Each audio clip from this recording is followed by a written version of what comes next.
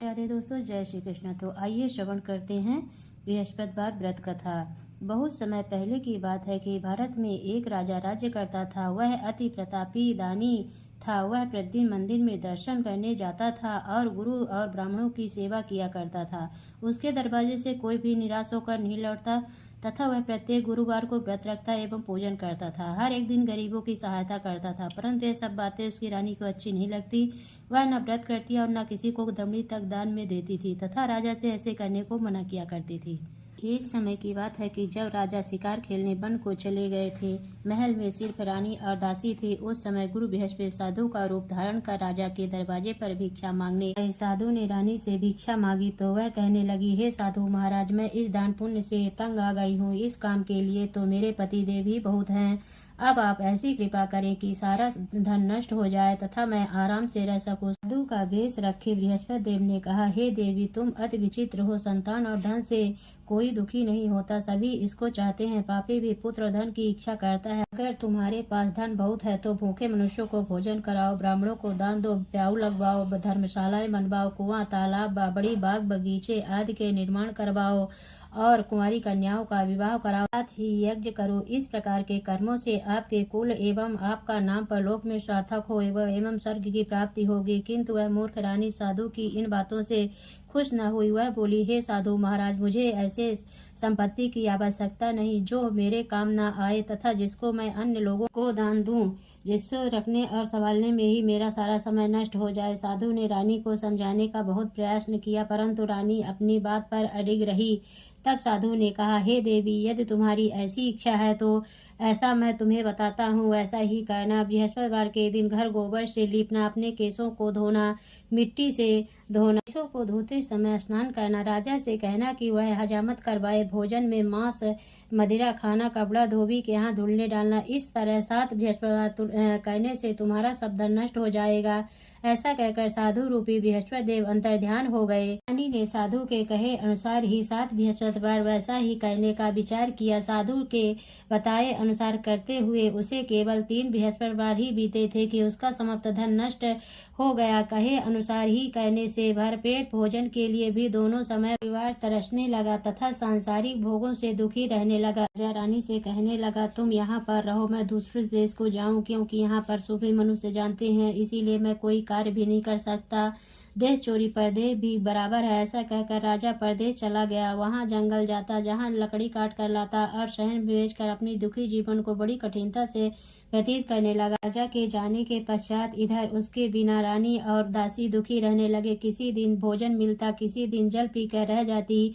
एक समय रानी और दासी को 7 रोज बिना भोजन के व्यतीत हो गया तो रानी ने अपनी दासी से कहा, हे दासी, यहाँ पासी के नगर में मेरी बहन रहती है, वह बहुत ही धनवान है। तू उसके पास जा और वहां से 5 सेर बेजर मांग ला, कुछ समय के लिए गुजर हो जाएगी। इस प्रकार की आज्ञा मानकर दासी रानी की बहन के पास गई। रानी की बहन उस समय पूजन कर रही थी, क्योंकि उस रोज बृहस्पतिवार था। जब दासी ने रानी की बहन को देखा, उसे बोली, हे रानी, मुझे तुम्हारी बहन ने भेजा है, मेरे लिए 5 सेर बेजर दे दो। रानी ने कुछ उत्तर नहीं दिया, क्योंकि उसमें बृहस्पतिवार कथा सुन रही थी। इस प्रकार जब वादी को किसी प्रकार का उत्तर नहीं मिला तो बहुत ही दुखी हुई एवं क्रोध भी आया। लौट कर अपनी रानी के पास आकर बोली, हे रानी, तुम्हारी बहन तो बहुत ही बड़ी आदमी है, वह छोटे मनुष्यों से बात भी नहीं करती। उसे मैंने कहा तो उसने कोई उत्तर न दिया, मैं वापस चली आई। रानी बोली, हे दासी, इसमें उनका कोई दोष नहीं है। जब बुरे दिन आते हैं तब कोई सहारा नहीं देता, अच्छे बुरे का पता आपत्ति में लगता है। जो ईश्वर की इच्छा होगी यही होगा, यह सब हमारे भाग्य का दोष है। इधर उस रानी ने देखा कि मेरी बहन की दासी आई, परंतु उससे मैं नहीं बोली। यह कथा को सुन विष्णु भवन का पूजन सौंध कर रानी के घर चल दी। जाकर अपनी बहन से कहने लगी, हे बहन, बृहस्पतिवार का व्रत कथा सुन रही थी, तुम्हारी दासी गई, परंतु जब कथा होती है तब तक न उठते हैं और न बोलते हैं, इसीलिए मैं न बोली। कहो दासी, क्यों गई थी? रानी बोली, बहन, हमारे अनाज नहीं था तथा राजा परदेश गए हुए हैं। वैसे तुमसे कोई बात छिपी नहीं है, इस कारण मैंने दासी को तुम्हारे साथ 5 सेर बेजन लेने के लिए भेजी थी। इस बात पर रानी की बहन बोली, बहन, बृहस्पति भगवान सभी की मनोकामनाओं को पूर्ण करते हैं। देखो शायद तुम्हारे घर में नाज रखा हो, इस प्रकार का वचन सुना तो घर के अंदर गई और वहाँ एक बड़ा घड़ा भेजर का भरा मिल गया। तब तो रानी को आश्चर्य हुआ, क्योंकि उसके अनुसार का एक एक बर्तन अन्न से खाली था। उसने बाहर आकर रानी को सारा वृत्तांत सुनाया। दासी अपनी रानी से कहने लगी, हे रानी, देखो, वैसे हमको नहीं जम नहीं मिलता तो हम रोज ही व्रत करते हैं। अगर उनसे व्रत की विधि या कथा पूछ ले जावे तो उसे हम भी किया करेंगे। और फिर दासी के कहने पर रानी ने अपनी बहन से बृहस्पति व्रत पूजा विधि एवं नियमों के बारे में विस्तार से पूछा। उन्होंने बताया, जो बृहस्पतिवार के व्रत से चने की दाल और मुनक्का से विष्णु भगवान का केले की जड़ में पूजन कर दीपक जलाता है, पीला भोजन करता और पीले वस्त्र धारण करता है तथा प्रेम पूर्वक बृहस्पति भगवान की कथा सुनता है, इस प्रकार करने से गुरु भगवान उस भक्त प्रसन्न होते हैं, धन अन्न पुत्र देते हैं, मनोवांछित मनोकामना पूर्ण करते हैं। व्रत एवं पूजा की विधि बताकर रानी की बहन अपने घर लौट गई। तत्पश्चात रानी और दासी दोनों ने निश्चय किया कि बृहस्पति देव भगवान का व्रत एवं पूजन जरूर करेंगे। साथ जब बृहस्पतिवार उन्होंने व्रत रखा, घुड़सार से चाकर चना गुण बिल लाई तथा उसकी दाल से केले की जड़ का तथा विष्णु भगवान का पूजन किया।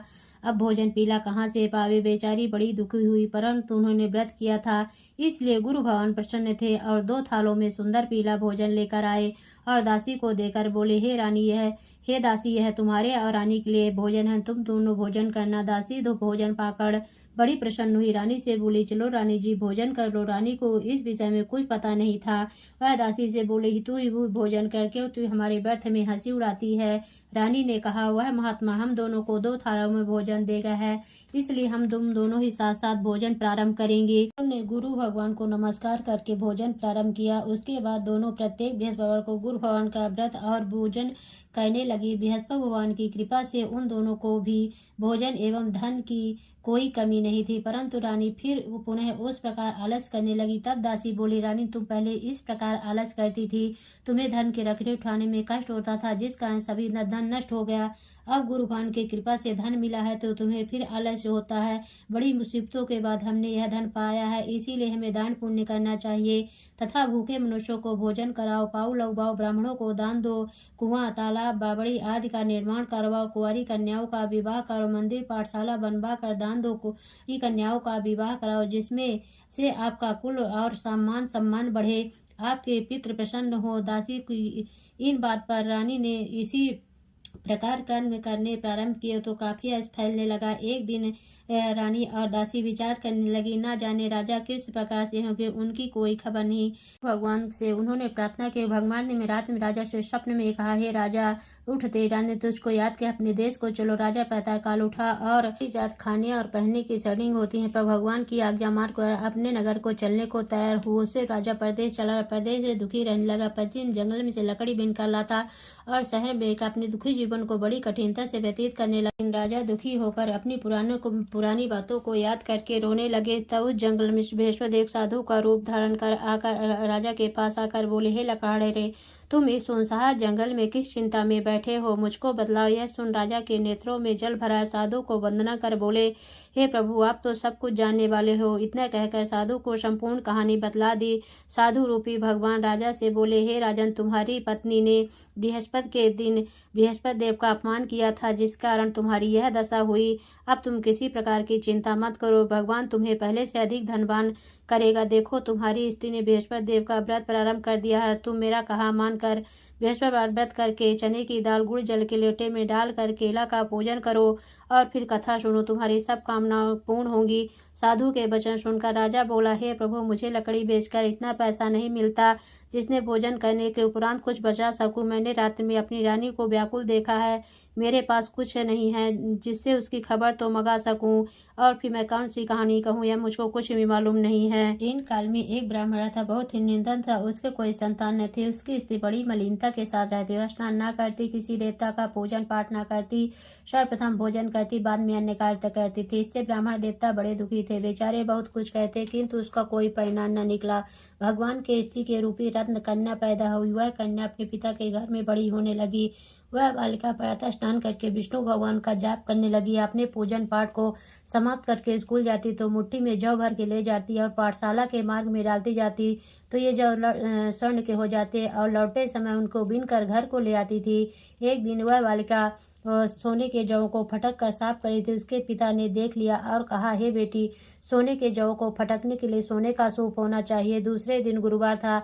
इस कन्या ने व्रत रखा। बृहस्पति जी से प्रार्थना करके कहा, हे प्रभु, मैंने आपकी पूजा सच्चे मन से की हो तो मेरे लिए सोने का सूप दे दो। बृहस्पति देव ने उसकी प्रार्थना स्वीकार कर ली। रोजाना की तरह वह जब फैलाती जाने लगी। जब लौट कर जौ बीन रही थी तो बृहस्पति देव की कृपा से उसे सोने का सूप मिला। उससे से वह जौ साफ करने लगी, परंतु उसकी माँ का वही ढंग रहा। एक दिन की बात है, कन्या सोने के सूप में जौ साफ कर रही थी। उस दिन उस शहर का राजपुत्र होकर निकला।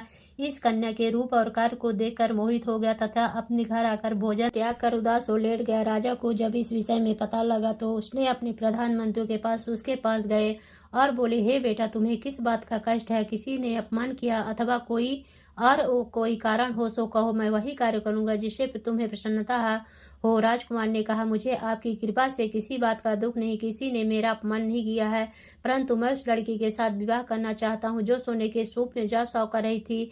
यह सुन राजा आश्चर्य पड़ गया। बोला, हे बेटा, इस तरह का कन्या का पता तुम ही लगाओ, मैं उसके साथ तेरा विवाह अवश्य करवा दूंगा। राजकुमार ने उस लड़की घर का पता बतलाया। तब मंत्री उस लड़की के घर गए और सभी हाल कहा तो ब्राह्मण देवता राजकुमार के साथ अपनी कन्या का विवाह करने के लिए तैयार हो गया तथा विधि विधान के अनुसार ब्राह्मण की कन्या का विवाह राजकुमार के साथ हो गया। कन्या के घर से जाते ही पहले के भांति उस ब्राह्मण देवता के घर में गरीबी का निवास हो गया।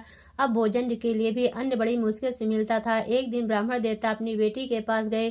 बेटी ने बहुत सा धन देकर अपने पिता को विदा किया। कुछ दिन सुखपूर्वक व्यतीत हुआ। कुछ दिन बाद फिर वही हाल हो गया। ब्राह्मण फिर अपनी कन्या के यहाँ गया। तब लड़की बोली, हे पिताजी, आप माताजी को यहाँ लिवा लाओ, जिससे मैं विधि बता दूंगी, जिससे गरीबी दूर हो जाए। तब ब्राह्मण देवता अपनी स्त्री को साथ लेकर पहुंचे तो पुत्री अपने माँ को समझाने लगी, हे माँ, प्रातः काल उठकर प्रथम स्नान आदि करके विष्णु भगवान का जाप कर तो सब दरिद्रता दूर हो जाएगी। परंतु उसकी बात नहीं मानी और प्रातः काल उठते ही सर्वप्रथम भोजन किया। उसकी पुत्री को बहुत गुस्सा आया। एक रात कोठरी से सभी सामान निकाल दिया, प्रातः उसमें बंद कर दिया। प्रातः काल उसमें से निकाला, स्नान आदि करा के पाठ करवाया तो उसकी माँ की बुद्धि ठीक हो गई और फिर प्रत्येक बृहस्पतिवार को गुरु भवन का व्रत और विष्णु पूजन करने लगी। इस व्रत के प्रभाव से उसकी माँ भी बहुत ही धनवान तथा पुत्रवती हो गई। वृद्धावस्था में स्वर्ग को प्राप्त हुई। वह ब्राह्मण भी सुखपूर्वक इस लोक के सुख भोग कर स्वर्ग को प्राप्त है। इस कहानी कहकर साधु देवता वहां से अंतर ध्यान हो गए। 6 दिन बीत गए और बृहस्पतिवार का दिन आया। राजा जंगल से लकड़ी काटकर किसी शहर में बेचने गया। उसे उस दिन और दिन से अधिक पैसा मिला। राजा ने चना गुड़ आज लाकर गुरुवार का व्रत किया। उस दिन से सभी क्लेश दूर हुए, पर जब दोबारा गुरुवार के दिन आया तो व्रत करना भूल गया। उस दिन शहर के राजा ने विशाल यज्ञ का आयोजन किया तथा शहर में यह घोषणा करा दी कि कोई भी मनुष्य अपने यहाँ भोजन न बनावे, समस्त पब्लिक मेरे यहाँ भोजन करने आवे।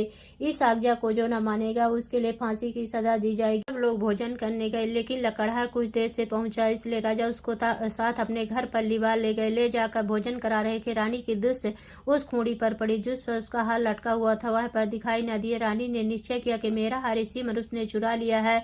उसी समय पुलिस को बुलाकर उसको जेल खाने में डलवा दिया। जब राजा जेल खाने में पड़ गया, बहुत ही दुखी होकर विचार करने लगा, जन्म के कर्म से मुझे यह दुख प्राप्त हुआ है। जेल में बंद लकड़हारा भगवान बृहस्पति को याद करने लगा। तत्काल बृहस्पति साधु के रूप में प्रकट हो गए। उसकी दशा को देखकर कहने लगे, अरे मूर्ख, तूने बृहस्पति देव की कथा नहीं करी, इसीलिए तेरे लिए दुख प्राप्त हुआ। तो किसी बात की चिंता मत कर। बृहस्पतिवार के दिन जेल खाने के दरवाजे पर 4 पैसे पड़े मिलेंगे, उनसे तू बृहस्पति देव की पूजा करना, तेरे सभी कष्ट दूर हो जाएंगे।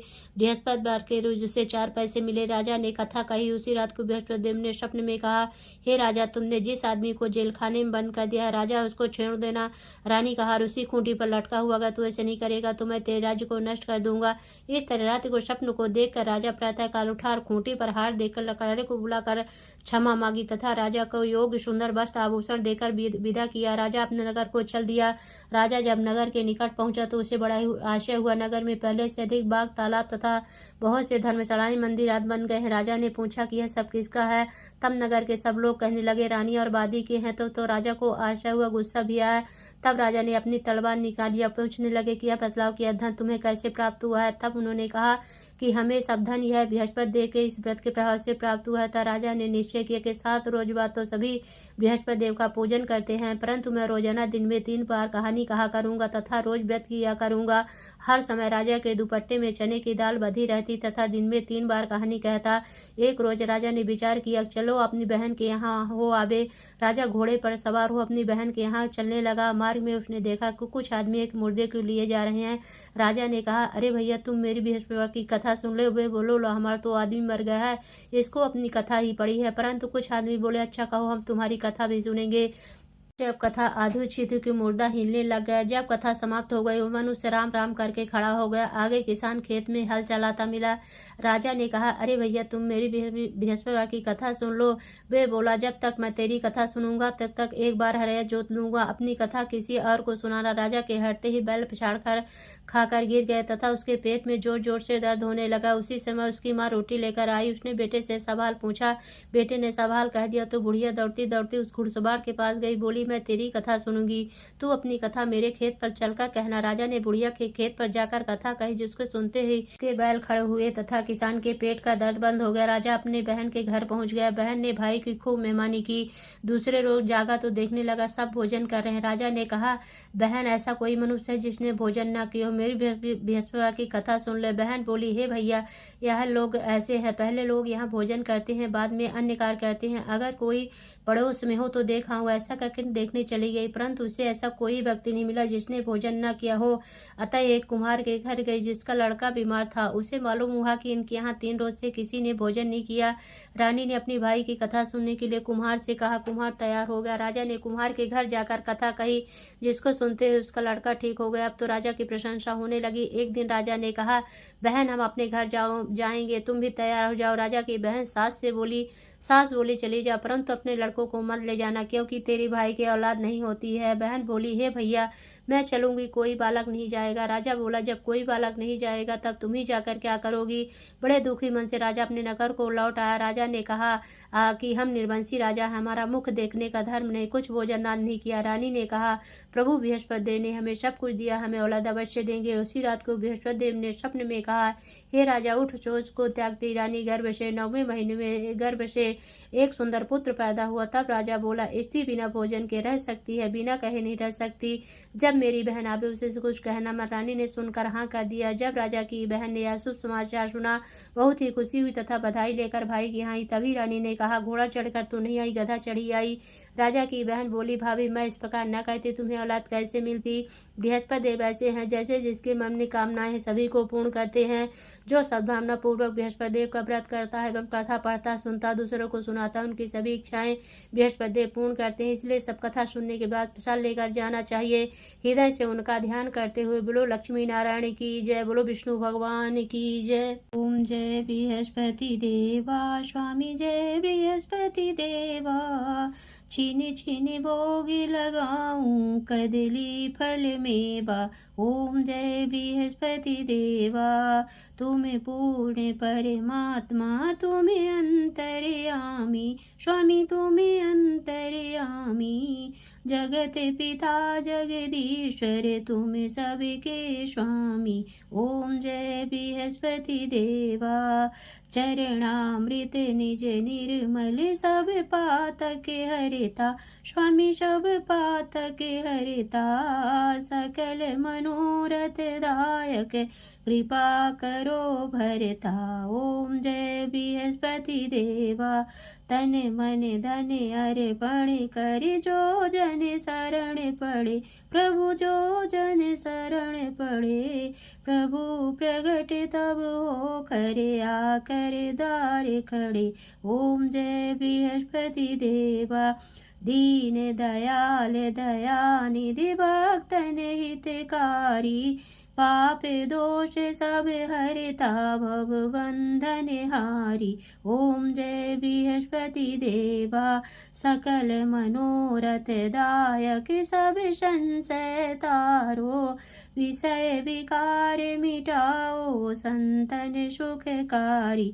ओम जय बृहस्पति देवा, जो कोई आरती तेरी प्रेम सहित गावे, स्वामी प्रेम सहित इति गावे। ज्येष्ठानंद वंदे शोषो निश्चय पावे। ओम जय बृहस्पति देवा। बोलो विष्णु भगवान की जय।